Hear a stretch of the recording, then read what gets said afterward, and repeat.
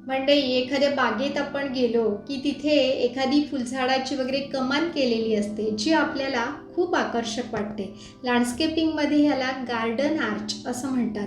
तर आपल्या घराच्या गेटजवळ किंवा आपल्या बाल्कनीतसुद्धा अशा प्रकारचा आर्च आपण सहज बनवू शकतो. हा जो आर्च तुम्ही पाहताय हा अशाच पद्धतीने बनवलेला आहे.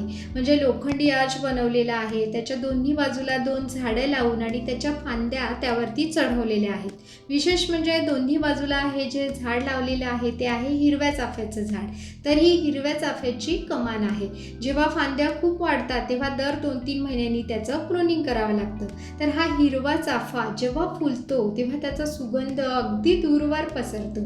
तर अशा या सुगंधित कमानीखाली तुम्ही तुमचा सकाळचा किंवा संध्याकाळचा चहा मस्त एन्जॉय करू शकता. तर ही कमान तुम्हाला कशी वाटली? तुमच्या प्रतिक्रिया अवश्य कळवा. भेटूया पुढील व्हिडिओत. तोपर्यंत हॅपी गार्डनिंग.